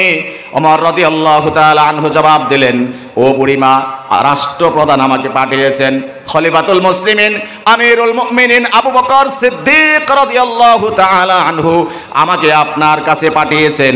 আমি লোকমুখে শুনতে পেয়েছি ঘর ঝাড়ু দিতে পারেন না, ঘরে পানি আনতে পারেন না। বুড়ো মা ডাক দিয়ে বলল, বাবা তুমি যথার্থই শুনেছো, আমি তোমার দরবারে একটি রিকোয়েস্ট করছি, আমার পক্ষ থেকে রাষ্ট্রপ্রধানের কাছে খবরটুকু মেসেজটুকু পৌঁছে দিবে। আমার ঘর ঝাড়ু দেওয়ার জন্য একজন ঝাড়ুদার প্রয়োজন হবে, ঘরে পানি এনে দেওয়ার জন্য একজন চাকর প্রয়োজন হবে, কারণ মদিনার অলি গলি পাড়ি দিয়ে নিম্নভূমি এলাকাতে গিয়ে আমি পানি আনতে পারি না। এই সংবাদ শোনার পরে ওমর রাদিয়াল্লাহু তাআলা আনহু আর এক মুহূর্ত দেরি করলেন না, সাথে সাথে খবর নিয়ে আবু বকরের শরণাপন্ন হয়ে গেলেন। এবার ওমর চলে গেলেন আবু বকরের দরবারে। যাওয়ার পরে কর জোরে অনুরোধ করলেন, আমিরুল মুমিনিন খলিফাতুল মুসলিমিন, আপনি তো আমাকে দায়িত্ব দিয়েছিলেন এলাকার খোঁজ খবর নিয়ে আসার জন্য। আমি যেতে যেতে মদিনার নিম্নভূমিতে চলে গিয়েছিলাম, ওখানে গিয়ে দেখতে পেয়েছি, পার্বত্য অঞ্চলে গিয়ে দেখতে পেয়েছি একজন বুড়ো মা বয়স হওয়ার কারণে ঘরটুকু ঝাড়ু দিতে পারেন না, ঘরে পানি আনতে পারেন না। আমি ওমর আপনার দরবারে কর জোরে রিকোয়েস্ট করছি, মেহেরবানি করে ওই মায়ের খেদমত করার জন্য আমাকে তার চাকর বানায়া দিন। একজন পাওয়ারফুল রাষ্ট্রপ্রধান আবু বকরে যিনি, যার সিরিয়াল আসবে, সে ওমর নিজের আমিত্বর দিকে তাকালেন না, আভিজাত্যের দিকে তাকালেন না, তিনি তার দরবারে রিকোয়েস্ট করছেন, আবু বকর খলিফাতুল মুসলিমিন, কর জোরে অনুরোধ করছি ওই বুড়ো মায়ের খেদমত করার জন্য, ঘর ঝাড়ু দেওয়ার জন্য, ঘরে পানি এনে দেওয়ার জন্য আমাকে তার চাকর বানায়া দিন। আল্লাহু আকবার বলেন। দাও খোদা দাও আমায় আবার ওমর দারাজ দিল, দাও খোদা দাও আমায় আবার ওমর দারাজ দিল। দাওয়ালির মতো বীর সেনানী, আলীর মতো বীর সেনানী, জাগাতে নিখিল, দাও খোদা দাও আমায় আবার ওমর দারাজ দিল, দাও খোদা দাও আমায় আবার ওমর দারাজ দিল। হামজাকে দাও ঘরে ঘরে জীবন দিতে অকাতরে, হামজাকে দাও ঘরে ঘরে জীবন দিতে অকাতরে, আবার কাবা ভাঙতে এলে, আবার কাবা ভাঙতে এলে পাঠাও আবাবিল, দাও খোদা দাও আমায় আবার ওমর দারাজ দিল, দাও খোদা দাও আমায় আবার ওমর দারাজ দিল। সকলে বলেন আল্লাহুম্মা আমিন। এই ওমরের মতো আজকে যদি ঘরে ঘরের সব যুবকরা হয়ে যেত, গোটা রাষ্ট্র গোটা পৃথিবী আল্লাহর জান্নাতে রূপান্তরিত হয়ে যেত। চিল্লায় বলেন ঠিক কিনা? আবু বকর এবার বলে দিলেন, ওমর এত করে যেহেতু বলছো, বৃদ্ধা মায়ের খেদমত করার জন্য, চাকর হওয়ার জন্য তুমি আমার কাছে আবেদন করেছো, যাও তোমার আবেদন মঞ্জুর করে নিলাম। আগামীকাল থেকে ওই বৃদ্ধ মায়ের খেদমত করার জন্য তুমি তার বাড়িতে চলে যাবে।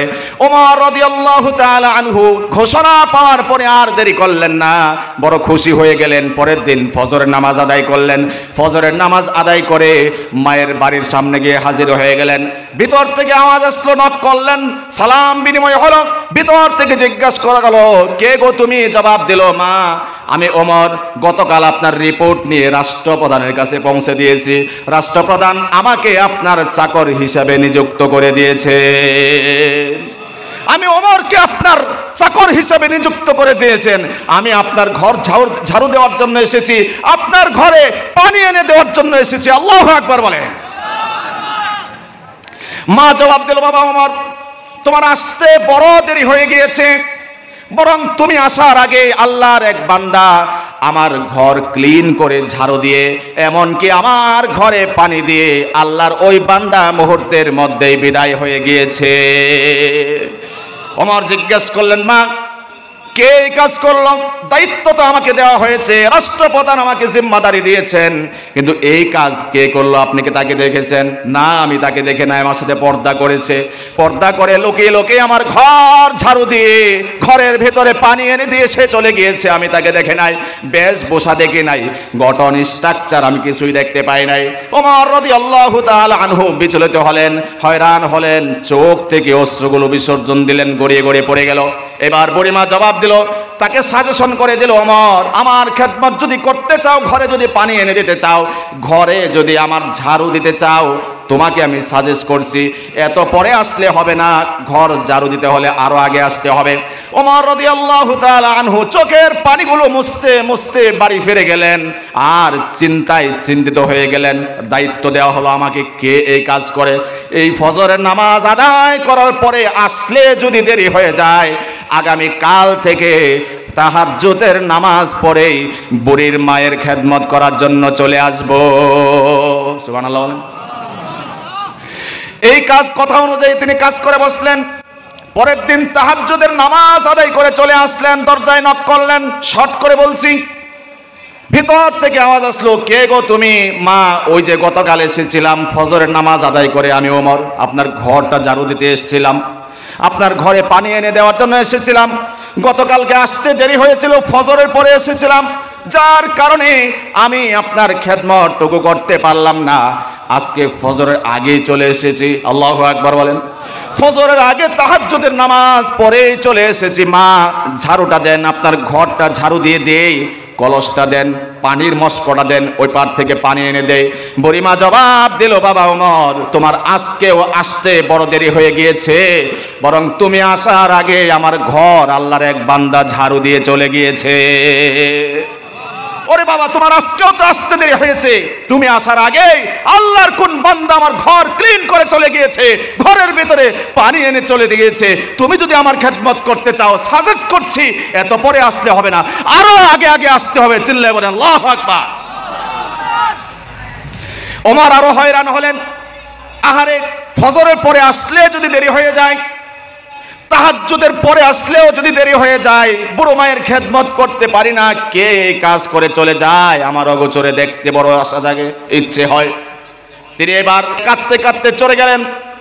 বাড়িতে গিয়ে তিনি কল্পনা করলেন, সুন্দর একটি পরিকল্পনা করলেন।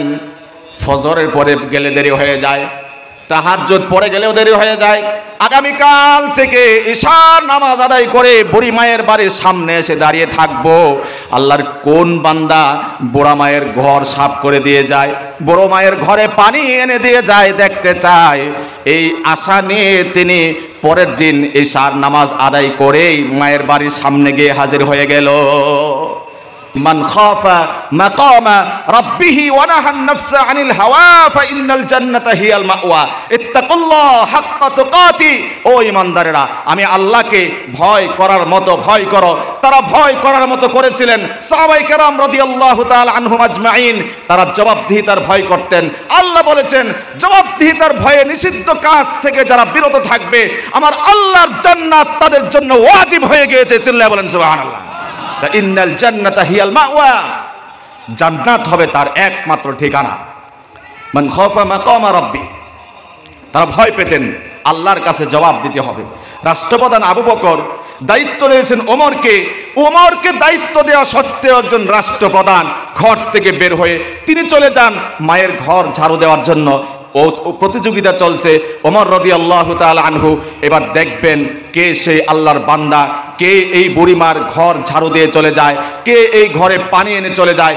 আজ ফজরের পরে না, তাহাজ্জুদের পরে না, আজকে ইশার পরে এসেই ওমর রাদিয়াল্লাহু তাআলা আনহু লুকোচুরি করে বাড়ির পিছন দিয়ে দাঁড়িয়ে রইলেন। আল্লাহু আকবার বলেন। অনেক সময় পর্যন্ত দাঁড়িয়েছিলেন। রাত্রি যখন নিশি হয়ে গেল, গভীর রজনী হয়ে গেল, হঠাৎ করে তিনি দেখতে পেলেন অপর প্রান্ত থেকে কে যেন চাঁদের মুড়ি দিয়ে আসে। আল্লাহু আকবার বলেন। ওমর রাদিয়াল্লাহু তাআলা আনহু প্রশ্ন করলেন, কে গো আপনি এত রাত্রে এখানে? অপর প্রান্ত থেকে একই প্রশ্ন রিপিট হলো, আপনি কে? জবাব দিল, আমি তো ওমর। কিন্তু আপনি কে? ওমর, আমি আবু বকর। এবার জবাব শোনার পরে আবু বকর বললেন, খলিফাতুল মুসলিমিন, আপনি কেন এসেছেন এখানে? দায়িত্ব তো আমাকে দিয়েছেন, কিন্তু আপনি কেন এই বাড়ির সামনে এসেছেন জানতে চাই। একা একা এসেছেন, আপনার কি কোনো সিকিউরিটি গার্ড নাই? আল্লাহু আকবার বলেন। আবু বকর সিদ্দিক রাদিয়াল্লাহু তাআলা আনহু জবাব দিলেন, ওমর, এই রাত্রে কেন? কোন রাত্রে আমার সিকিউরিটি গার্ডের প্রয়োজন হয় না, বরং আমার সিকিউরিটি গার্ড হচ্ছেন আমার আল্লাহ। চিল্লায় বলেন সুবহানাল্লাহ। আমাদের রিজিক কে দেন? রিজিক দাতা কে? সৃষ্টিকর্তা কে? রব কে?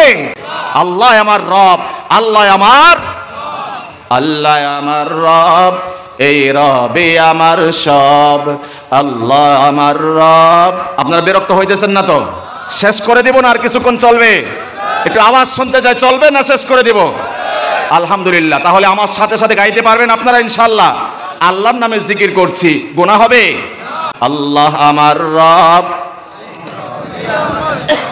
আল্লাহ আমার রব, এই রবে আমার সব, আল্লাহ আমার রব, এই রবে আমার সব।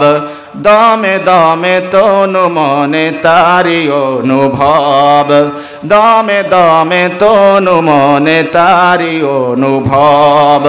আল্লাহ আমার রব, তোমার দুনিয়াতে আমি যেদিকে তাকাই, অথই নিয়ামতে ডুবে আছি সবাই।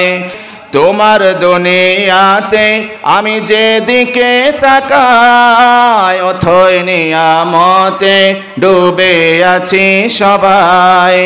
পাক পাকালির গানে শুনি তসবিহ কলরব, তসবিহ কলরব। আল্লাহ আমার রব, আল্লাহ আমার রব, এই রবি আমার সব। বলছিলাম ওমর রাদিয়াল্লাহু তাআলা আনহুর কথা, বলছিলাম আবু বকরের কথা। রাষ্ট্রপ্রধান খলিফাতুল মুসলিমিন আমিরুল মুমিনিন আবু বকর সিদ্দিক রাদিয়াল্লাহু তাআলা আনহুর কথা। তিনি বললেন, আমার সিকিউরিটি গার্ডের প্রয়োজন নাই। এই রাত কেন, কোন রাতে আমার সিকিউরিটি গার্ডের প্রয়োজন নাই। আমার সিকিউরিটি গার্ড একমাত্র আমার আল্লাহ। চিল্লায় বলেন সুবহানাল্লাহ। আবু বকর জিজ্ঞেস করলেন, ওমর, তুমি কি আমাকে এই মায়ের রিপোর্ট প্রেজেন্ট করেছিলে? এই মায়ের কথা বলেছিলে যে একজন বুড়ো মা ঘর ঝাড়ু দিতে পারে না, ঘরে পানি আনতে পারে না, এই মায়ের কথা তুমি বলেছিলে? ওমর বলে, হ্যাঁ বলেছি। তা কি হয়েছে? দায়িত্ব তো আমাকে দিয়েছেন, আমি তার খাদেম, আমি তার চাকর। আপনি খলিফাতুল মুসলিমিন, আপনি আমাকে নিযুক্ত করেছেন, কিন্তু আপনি আমাকে দায়িত্ব দেওয়ার পরে রাষ্ট্রপ্রধান হয়ে আপনি কেন এই বুড়ি মায়ের সেবা করতে আসলেন, চাকরগিরি করতে আসলেন? আবু বকর রাদিয়াল্লাহু তাআলা আনহু জবাব দিলেন, ওমর, তোমাকে দায়িত্ব দিয়েছি বটেই, কিন্তু আমি যে রাষ্ট্রপ্রধান, আমি রাষ্ট্রপ্রধান হওয়ার কারণে কাল কিয়ামতের ময়দানে তোমার আগে আল্লাহর আদালতে আমাকে জবাব দিতে হবে। আল্লাহর আদালতে আমাকে আগে জবাব দিতে হবে, যার কারণে দায়িত্ব আমি তোমাকে দিয়েছি বটেই, কিন্তু মন সায় দেয় না, অস্থিরতা বিরাজ করে, বেচাইন আত্মা নিয়ে আমি ছটফট করি। এত বড় মা, বৃদ্ধা মা ঘর ঝাড়ু দিতে পারে না, আল্লাহর আদালতে আমি কি জবাব দিল? আল্লাহু আকবার বলেন। ওই যে মান খাফা মাকামা রাব্বিহি, আল্লাহর আদালতে জবাব দিতে হবে, এই ভয়ে যারা নিষিদ্ধ কাজ ছেড়ে যায়, তাকওয়া অবলম্বন করে, ওই যে ইত্তাকুল্লাহ হাক্কা তুকাতিহি, আল্লাহ বলেছেন ফা ইন্নাল জান্নাতা হিয়াল মাওয়া, আল্লাহর জান্নাত হবে তার জন্য একমাত্র ঠিকানা। সুবহানাল্লাহ। এবার ওমর জিজ্ঞেস করলেন, আবু বকর খলিফাতুল মুসলিমিন আমিরুল মুমিনিন এসেছেন, ভালো কথা। পায়ের দিকে তাকিয়ে দেখতে পেলেন পায়ের মধ্যে জুতা নাই। আহারে, কত সাদা সিধা রাষ্ট্রপ্রধান, কত সাদা সিধা রাষ্ট্রপ্রধান, একটু চিন্তা করুন। পায়ে জুতা পরিধান করেন নাই, ছিল বটে, থাকা সত্ত্বেও পায়ে জুতা জোড়া পরিধান করেন নাই। ওমর জিজ্ঞেস করলেন, খলিফাতুল মুসলিমিন, পায়ে জুতা দেখছি না, তার কারণটা কি বলুন? আবু বকর জবাব দিল, ওমর, দুই কারণে আমি জুতা থাকা সত্ত্বেও পরিধান করে নাই। এক কারণ হচ্ছে, আমার জুতার আওয়াজে যদি আল্লাহর কোনো বান্দা বান্দির ঘুম ব্যাঘাত ঘটে যায়, ঘুম ভেঙে যায়, আমি রাষ্ট্রপ্রধান হওয়ার পরেও আল্লাহর আদালতে জবাব দিতে পারবো না। এক নম্বর কারণ, আমার জুতার আওয়াজ হবে আসার সময়, আল্লাহর কোনো বান্দা বান্দির ঘুম যদি ভেঙে যায়। যুবক, একটু মেসেজ নাও, একটি বার্তা গ্রহণ করো, একটি কথা এখান থেকে তুমি নাও। একজন রাষ্ট্রপ্রধান পায়ের জুতার আওয়াজে কারো ঘুম ব্যাঘাত করতে পারে, ঘুম ভাঙতে পারে, সেজন্য পায়ের জুতাটা পর্যন্ত ইউজ করেন নাই। তুমি, আমি, আমরা বিশেষ বিশেষ অপসংস্কৃতি উদযাপন করি, নৃত্য উৎসব করে, কনসার্ট করে, জাতিকে কষ্ট দিয়ে, ঘুমন্ত শিশুকে কষ্ট দিয়ে, অসুস্থ বাবা মাকে কষ্ট দিয়ে কনসার্ট করে সমাজকে আমরা জর্জরিত করেছি। কালিমা দিয়ে চিল্লা বলো ঠিক কিনা? যুবকেরা, আল্লাহর ভয় অর্জন করো, আল্লাহর ভয় অর্জন করো। একজন লিডার, রাষ্ট্রপ্রধান, তিনি জুতাটা পা দিলেন না, কারণ কোনো বান্দা বান্দির ঘুম যদি ভেঙে যায়। তুমি আমি 31st নাইটে কতটা উদযাপন করি, বিজাতীয় কৃষ্টি কালচারকে লালন করি, বুকে মানুষকে কষ্ট দেয়, এলাকার মানুষকে কষ্ট দেয়, সমাজকে কষ্ট দেয়, তারা ছটফট করে ঘুমাতে পারে না। শিশু বাচ্চা হাজার হাজার এমন নজির রয়েছে, শোনা যায় তোমার বাদ্যযন্ত্রের তাণ্ডবে অবুঝ শিশু বাচ্চার মৃত্যু হয়েছে। এমন ঘটনা সমাজে আছে না নাই বলুন? বুড়ো বাবারা ছটফট করে, হাসপাতালের বুড়ো মহিলারা ছটফট করে, মারা ছটফট করে, তোমার বাদ্যযন্ত্রের তাণ্ডবে তারা ঘুমোতে পারে না। এই যে আহ বলে চিৎকার দেয়, তারা তো প্রতিবাদ করতে পারে না, তোমাকে বারণ করতে পারে না। আহ বলে যে চিৎকার দেয়, এই আহটা আল্লাহর আরশ পর্যন্ত চলে যায়। এই একটি মাত্র আহ তোমার জাহান্নামে যাওয়ার জন্য যথেষ্ট হয়ে যেতে পারে। এই জন্য সমাজকে কষ্ট দেওয়া যাবে, জাতিকে কষ্ট দেওয়া যাবে, জনগণকে কষ্ট দেওয়া যাবে, কনসার্ট করে, গান বাজনা করে সমাজকে নষ্ট করা যাবে। আবু বকর মেসেজ দিয়েছেন। এক নম্বর কারণ হচ্ছে যে আমার জুতার আওয়াজে যদি কারো ঘুম ভেঙে যায়, আমি আল্লাহর দরবারে কি জবাব দেব? ওই যে মান খাফা মাকামা রাব্বিহ ওয়া নাহান নাফসা আনিল হাওয়া ফাইন্নাল জান্নাতা হিয়াল মাওয়া। যদি আমার পায়ের আওয়াজে, জুতার আওয়াজে আল্লাহর বান্দা বান্দির ঘুম ভেঙে যায়, আল্লাহর আদালতে আমার জবাব চলবে না। দ্বিতীয় কারণ কি? দ্বিতীয় কারণ হচ্ছে যে আমার জুতা এই কারণে পরি নাই, জুতা পরে আসলে যদি তাহাজ্জুদের কোনো বান্দা বান্দির ব্যাঘাত ঘটে যায়, আল্লাহু আকবার বলেন। তাহাজ্জুদের নামাজ আদায় করে অনেক মা বোনেরা, বাবারা, শেষ রাত্রে যদি আমার জুতার আওয়াজে কারো তাহাজ্জুদে ব্যাঘাত ঘটে যায়, আমি রাষ্ট্রপ্রধান হয়েছি বটেই, আল্লাহর আদালতে আমার জবাব চলবে না। এই কথা শোনার পরে, দুটি কারণ শোনার পরে, দ্বিতীয় খলিফা, দ্বিতীয় প্রেসিডেন্ট ওমর রাদিয়াল্লাহু তাআলা আনহু চোখের পানিগুলো ঝরঝর করে ছেড়ে দিলেন। কাঁদতে কাঁদতে আবু বকর সিদ্দিক রাদিয়াল্লাহু তাআলা আনহুকে বুকে জড়িয়ে আলিঙ্গন করলেন আর চিৎকার মেরে বললেন, আবু বকর, আপনার মতো রাষ্ট্রপ্রধান যদি এই পৃথিবীতে থাকে, যতদিন থাকবে, রাষ্ট্রে কোনোদিন জিনা ব্যভিচার হবে না, সুদের কারবারি হবে না, রাহজানি হবে না, চুরি ডাকাতি হবে না, খুন ধর্ষণ হবে না, গোটা পৃথিবীটাই আল্লাহর জান্নাতে পরিণত হয়ে যাবে। চিল্লে বলো ঠিক কিনা? আজকে যুবকেরা, তোমরা যদি আজকে শুদ্ধ হয়ে যাও, পরিশুদ্ধ হয়ে যাও, তোমাদের দ্বারা সম্ভব একটি সুন্দর সুন্দর সমাজ এই জাতিকে উপহার দেওয়া। চিল্লায় বলো ঠিক কিনা? আজকে তোমরা যদি ঠিক হতে পারো, আবু বকরের আদর্শ যদি হৃদয়ে গ্রহণ করতে পারো, এই সমাজে একজন বাবাখোর, গাঁজাখোর, ইফতিজার, দর্শন, খুনি, চোর ডাকাত খুঁজে পাওয়া যাবে না। গোটা সমাজ, রাষ্ট্র আল্লাহ জান্নাতে পরিণত হয়ে যাবে। চিল্লায় বলো ঠিক কিনা? এজন্য ওয়াদা করতে পারি, আর কোনোদিন জিনা ব্যভিচারের ধারে কাছে যাব না, চুরি ডাকাতকে প্রশ্রয় দেব না, দুর্নীতি, সুদ, রাহজানিকে প্রশ্রয় দেব না। কারা কারা একমত দুহাত দেখতে চায়? আল্লাহ এই যুবকদেরকে সোনার মানুষে পরিণত করুন। জোরে বলুন আমিন। আল্লাহ তাআলা ইত্তাকুল্লাহর বার্তা যিনি দিয়েছিলেন, শুধুমাত্র অর্ধেক আয়াত প্রসঙ্গে একটি মেসেজ দেওয়ার চেষ্টা করেছি। পরের অংশ হচ্ছে ওয়ালা তামুতুন্না ইল্লা ওয়া আনতুম মুসলিমুন। ইত্তাকুল্লাহ হাক্কা তুকাতিহ, আল্লাহকে ভয় করার মতো ভয় করো, যথাযথভাবে ভয় করো। সেটা করেছেন সাহাবায়ে কেরাম, করেছেন আম্বিয়া আলাইহিমুস সালাতু ওয়াস সালাম। তাদের ঠিকানা হয়েছে ফা ইন্নাল জান্নাতা হিয়াল মাওয়া, একমাত্র আল্লাহর জান্নাত তাদের ঠিকানা হয়েছে। সুবহানাল্লাহ বলেন।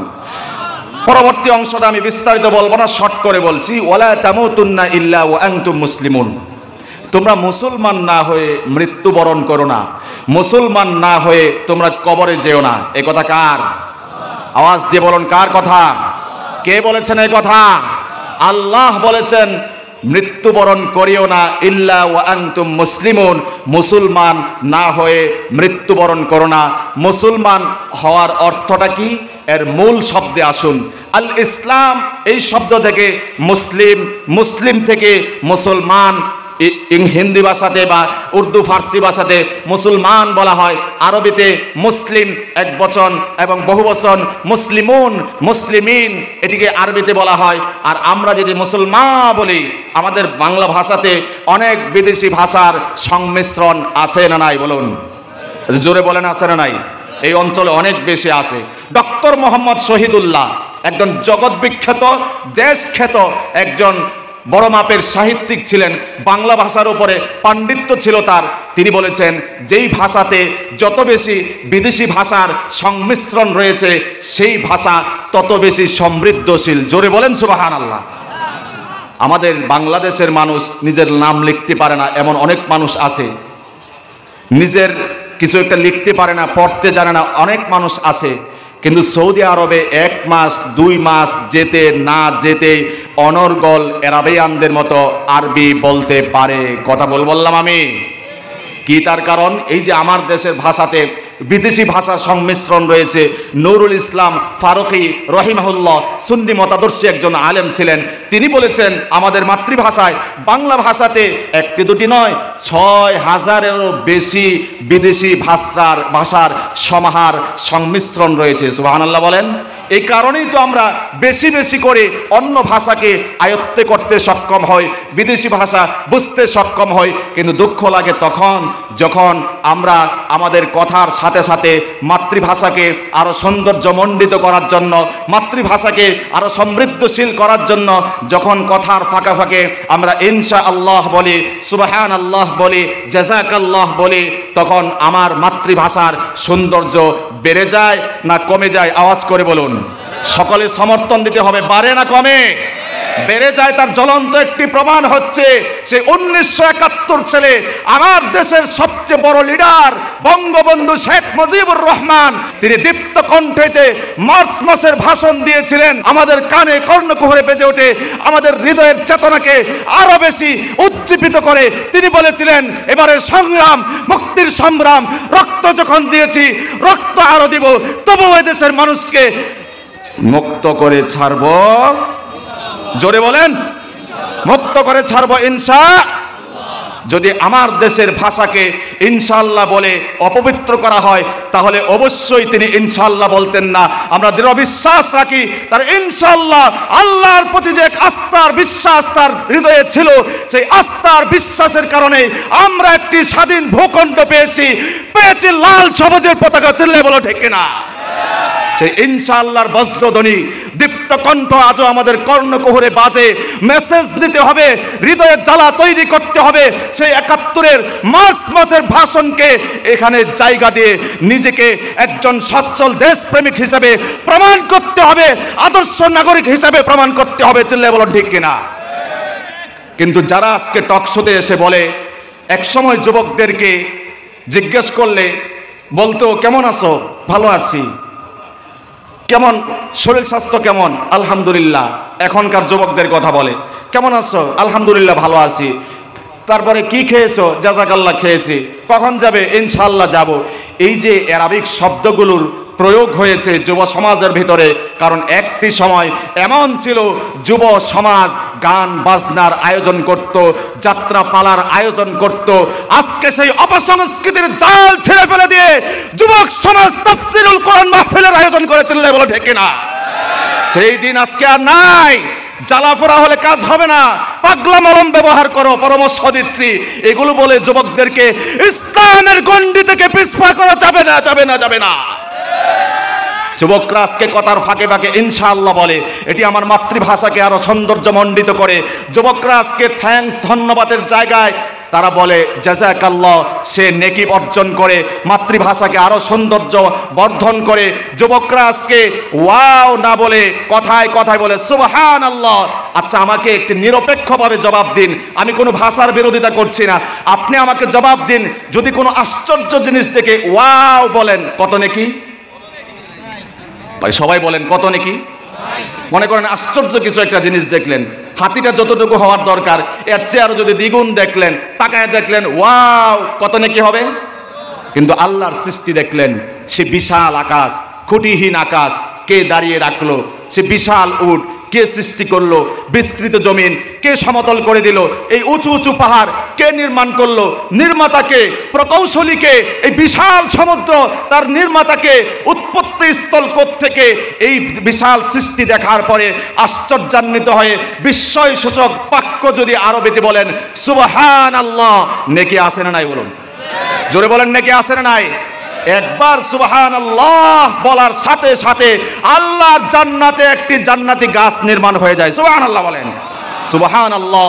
আলহামদুলিল্লাহ যদি কেউ বলতে পারে, এই আসমান জমিনের মাঝখানে এই বিশাল স্পেস যে শূন্যতা আমরা দেখতে পাই, একবার আলহামদুলিল্লাহ সুবহানাল্লাহ বলার সাথে সাথে এই পরিমাণ নেকি দিয়ে পুরো প্যাকেজ করে দেওয়া হয়। সুবহানাল্লাহ। সুতরাং সুবহানাল্লাহ, আলহামদুলিল্লাহ, আমার মাতৃভাষা, যেই মায়ের ভাষা দিয়ে আমি কথা বলতে শিখেছি, সেই মাতৃভাষাকে নাপাক করেনি, সৌন্দর্য নষ্ট করেনি, বরং সুবহানাল্লাহ, ইনশাআল্লাহ, জাযাকাল্লাহ, আমার মায়ের ভাষাকে আরো বেশি থেকে বেশি সৌন্দর্য বর্ধন করে দিয়েছে। চিল্লায় বলুন ঠিক কিনা? সুতরাং কেউ যদি এই ধরনের আপত্তি মন্তব্য তোলে, আমি তো বলি এই মন্তব্যটি কোরআনের বিরুদ্ধে একটি মন্তব্য। আমি তো মনে করি এটি শুধু কোরআনের বিরুদ্ধে মন্তব্য নয়, সুন্নাহর বিরুদ্ধে, রাসূলের হাদিসের বিরুদ্ধে ষড়যন্ত্র এবং রাসূলের সুন্নাহর বিরুদ্ধে একটি ব্যাড কমেন্ট ছাড়া আর কিচ্ছু নয়। কারণ রাসূল ইনশাআল্লাহ না বলার কারণে বেশ কিছুদিন ওহী বন্ধ ছিল।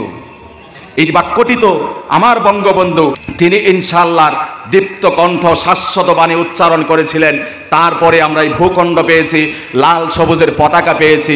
সুতরাং ইনশাআল্লাহ আর আলহামদুলিল্লাহ, সুবহানাল্লাহ, আমার মাতৃভাষাকে যদি কলঙ্কযুক্ত করত, তাহলে আমরা হয়তোবা এই দেশকে উপহার পেতাম না, বরং এই শব্দগুলো মাতৃভাষাকে আরো বেশি পরিমাণে সৌন্দর্য বর্ধন করে, আমরা এটি বিশ্বাস রাখি। চিল্লায় বলেন ঠিক কিনা? যে কথাই বলতে চেয়েছিলাম, মুসলিমুন, মুসলমান, মুসলমান এটি কোন শব্দ?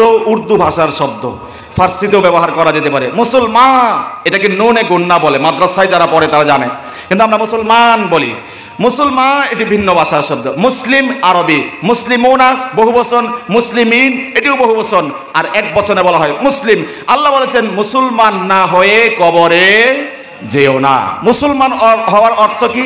এক্সাম্পল দিয়ে একেবারে শর্ট করে, কারণ আপনারা এই লম্বা সময় পর্যন্ত বসে আছেন, ক্লান্ত শ্রান্ত শরীর নিয়ে বসে আছেন, ধৈর্য সহকারে বসে আছেন, অবশ্যই আপনাদেরকে আল্লাহ জাযা দান করবেন, কিন্তু এত কষ্ট দিতে চাচ্ছি না, শর্ট করতে চাচ্ছি।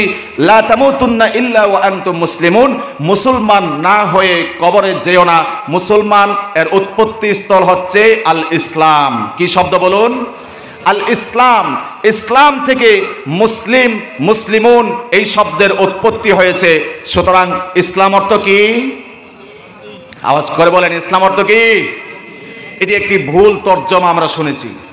ইসলাম শব্দের শাব্দিক অনুবাদ আমি মন গড়া বলছি না, অভিধান, আরবি অভিধান, কমপক্ষে মুআজ্জামুল ওয়াফি এই কিতাব ঘাটুন, এই অভিধান রেফারেন্স উদ্ঘাটন করুন। ইসলাম শব্দের অর্থ হচ্ছে সারেন্ডার করা, অর্থাৎ আত্মসমর্পণ করা, যেটিকে ফার্সি ভাষায় বলা হয় গর্দান নেহাদান। গর্দানকে আল্লাহর জন্য, আল্লাহর সমীপে প্রেজেন্ট করা, অর্থাৎ সারেন্ডার করা, আত্মসমর্পণ করা, এটি হচ্ছে ইসলাম শব্দের অর্থ। সুতরাং মুসলমানের অর্থ হচ্ছে যারা সব দিক বিবেচনায় এক আল্লাহর কাছে সারেন্ডার করবে। কার কাছে বলুন? জোরে বলুন, কার কাছে? আল্লাহর কাছে সারেন্ডার করবে। ব্যক্তি কখন সারেন্ডার করবে? বারবার বললেই হবে না যে আমি সারেন্ডার করলাম, হাত উত্তোলন করে বললেই হবে না, বরং আমার প্রত্যেকটি অঙ্গ প্রত্যঙ্গকে সারেন্ডার করতে হবে। তাহলে একমাত্র ইসলামের গণ্ডিতে প্রবেশ করা সম্ভব হবে, খাঁটি নিখুঁত মুসলমান হওয়া সম্ভব হবে। কথা বলেন। এক নম্বর এক্সাম্পল দিচ্ছি, চোখ। এটি শরীরের একটি অঙ্গ। চোখের যে হক রয়েছে, চোখ দিয়ে আমরা ভালো জিনিস দেখব, কিন্তু চোখের জন্য নিষেধ রয়েছে ফাহেশা, অশ্লীল বাজে জিনিস দেখা। হালাল না হারাম? বিসমিল্লাহ বলে দেখলে হালাল না হারাম? ওযু করে দেখলে হালাল না হারাম? গোসল করে দেখলে হালাল না হারাম? হারাম, হারামেই। এটিকে হালাল করার কোনো সুযোগ নাই। আলী রাদিয়াল্লাহু তাআলা আনহুকে রাসূল নসিহত করেছেন, ইয়া আলী লা তুতবি'ন নাজরাতান নাজরা ফা ইন্না লাকাল উলা ওয়া লাইসাত লাকাল আখিরা।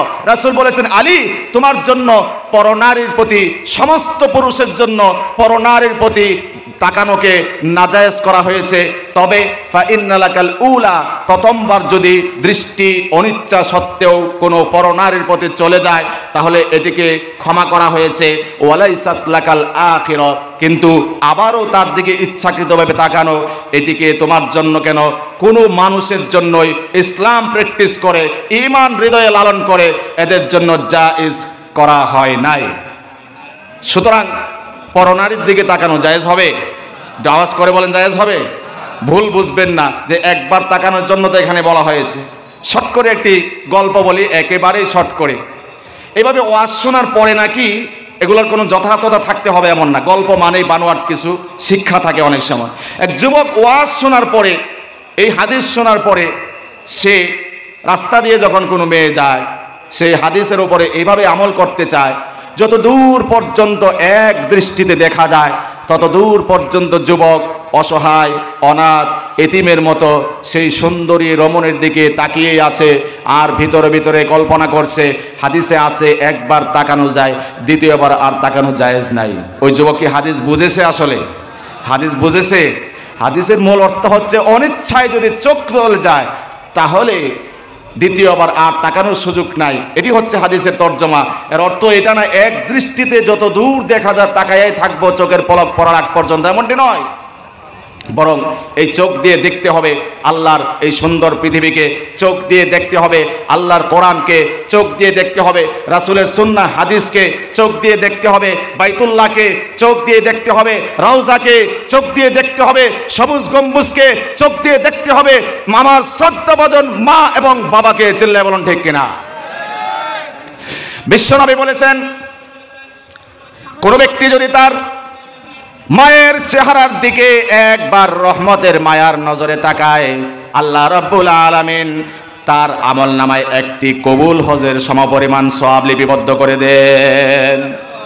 সাহাবী জিজ্ঞেস করলেন, ইয়া রাসূলুল্লাহ, ইয়া হাবিবাল্লাহ, একবারের কথা তো বুঝলাম, কোন ব্যক্তি যদি তার মায়ের চেহারার দিকে, বাবার চেহারার দিকে রহমতের দৃষ্টিতে, মায়ার দৃষ্টিতে 100 বার দিনে তাকায় তাহলে তার কি সারপ্রাইজ। বিশ্বনবী বলেছেন, কোন বান্দা বান্দি যদি, কোন সন্তান যদি বাবা মার চেহারার দিকে 100 বার প্রতিদিন তাকাতে পারে, 100 হজ করলে যে সওয়াব সমপরিমাণ সওয়াব তার আমল নামায় লিখে দেওয়া হয়। বাবা মা আছে কার? একটু হাত উত্তোলন করুন। বাবা মা যে কেউ একজন আছে, একটু হাত উত্তোলন করুন। আল্লাহ আমাদের বাবা মাকে হায়াত বাড়িয়ে দিন, বলুন আমিন। আমরা আজকে গিয়ে যাদের বাবা মা কাছে আছে, আমরা লোকচুরি করে হলেও এই হাদিসটা আমল করতে গিয়ে বাবার চেহারার দিকে একটু মায়ার দৃষ্টিতে তাকাবো এবং হজের সওয়াব নেব। মায়ের চেহারার দিকে একটু মায়ার দৃষ্টিতে তাকাবো, হজের সওয়াব নেব। পারবো ইনশাল্লাহ? এই আমলটা করতে পারবো ইনশাল্লাহ? আপনাকে প্রস্তুতি হতে হবে না, মা আমার দিকে তাকাও ফেরো এমন করতে হবে না, বরং আপনি অগোচরে লুকিয়ে হলেও একবার দেখে নেবেন রহমতের ফেরেশতারা একটি কবুল হজের সওয়াব আপনার আমল নামায় জমাবদ্ধ করে দিবেন। জোরে বলুন সুবহানাল্লাহ। আমরা একটি অঙ্গের কথা বললাম, এভাবে হাতকে কন্ট্রোল করতে হবে নাজায়েজ কাজ থেকে, সুদী লেনদেন থেকে এবং বাজে মানুষকে অন্যায়ভাবে হাত দিয়ে প্রহার করা থেকে। কারণ আল মুসলিম মান সালিম আল মুসলিমুনা মিন লিসানিহি ওয়া ইয়াদিহি, যার হাত থেকে জবান থেকে অপর কোনো মুসলমান নিরাপদ থাকে, রাসূল বলেছেন সেই প্রকৃত মুসলমান। এজন্য চোখকে, আমার জবানকে, আমার হাতকে, সব কিছুকে একমাত্র আল্লাহর সমীপে সারেন্ডার করব। তবেই আমি প্রকৃত অর্থে মুসলমান হব, তবে আমি এই আয়াতের উপরে আমলদারি হতে পারবো। আল্লাহ বলেছেন ইত্তাকুল্লাহ হাক্কা তুকাতি, ও বান্দারা, ও বান্দিরা, ও ইমানদারেরা, একমাত্র আমাকে ভয় করার মতো ভয় করো। আল্লাহ বলেছেন যদি ভয় করতে পারো ফা ইন্নাল জান্নাতা হিয়াল মাওয়া, জান্নাত হবে তোমার ঠিকানা। ওয়ালা তামুতুন্না ইল্লা ওয়া আনতুম মুসলিমুন, মুসলমান না হয়ে কবরে যেও না। আমার প্রত্যেকটি অঙ্গ প্রত্যঙ্গকে ইসলাম যেভাবে সাজেস্ট করে সেভাবে কন্ট্রোল করতে হবে, নাজায়েজ কাজ থেকে বাঁচতে হবে। আল্লাহ রাব্বুল আলামিন কোরআন থেকে হাদিস থেকে যেই কথাগুলো এত সময় পর্যন্ত আলোচনা হলো, প্রথমে আমাকে অতঃপর আমাদের সবাইকে, মা বোনদেরকে এবং যারা এলাকায় আছে সবাইকে আমল করার তৌফিক দিন। সকলে বলুন আমিন। মা বোনদেরকে একটি হাদিস শুনিয়ে যাই। আপনারা এসেছেন এবং আপনাদের যথেষ্ট সুনাম সুখ্যাতি প্রশংসা শুনেছি। পুরুষের তুলনায় মা বোনদের সমাগম আলহামদুলিল্লাহ অনেক বেশি হয়, বরাবরের মতোই আজও শুনেছি অনেক বেশি হয়েছে। আপনাদের জন্য একটি মেসেজ দিয়ে যায়, 4টি কাজ করলে আপনার জন্য সারপ্রাইজ রয়েছে। 1 নাম্বার, রাসূল বলেছেন কোনো মা, কোনো নারী, কোনো মহিলা যদি 1 নাম্বার নামাজ 5 বেলা সঠিকভাবে আদায় করতে পারে, 2 নাম্বার সামনে রমাদান আসছে, রমাদানের রোজা সঠিকভাবে রাখতে পারে, 3 নাম্বার ইজ্জত আব্রু সতীত্বকে হেফাজত করতে পারে, 4 নাম্বার স্বামীর কথা মতো ইসলাম সম্মত শরীয়ত সম্মতভাবে চলতে পারে, সেদিন কিয়ামতের ময়দানে বলা হবে ও মা, ও নারী, ও মায়ের জাতি, তুমি আল্লাহর জান্নাতের যে কোনো দরজা দিয়ে আল্লাহর জান্নাতে চলে যাও। সুবহানাল্লাহ বলেন। এই জন্য 4 কাজ ইনশাআল্লাহ মা বোনেরা, বিশেষ করে 5 বেলা নামাজ, রমজানের রোজা, সতীত্ব হেফাজত এবং স্বামীর এতাআত, স্বামীর কথা মতো চলা শরীয়ত সম্মতভাবে, তবে আপনার জন্য সারপ্রাইজ থাকবে, যে কোনো এক জান্নাতের দরজা দিয়ে আপনি প্রবেশ করতে পারবেন। আল্লাহ রাব্বুল আলামিন আমাদের সব মা বোনদেরকে পরিপূর্ণভাবে ইসলামের সুশীতল ছায়াতলে শামিল হওয়ার তৌফিক দিন। সকলে বলুন আমিন। ওয়া আখিরু দাওয়ানা আলহামদুলিল্লাহি রাব্বিল আলামিন।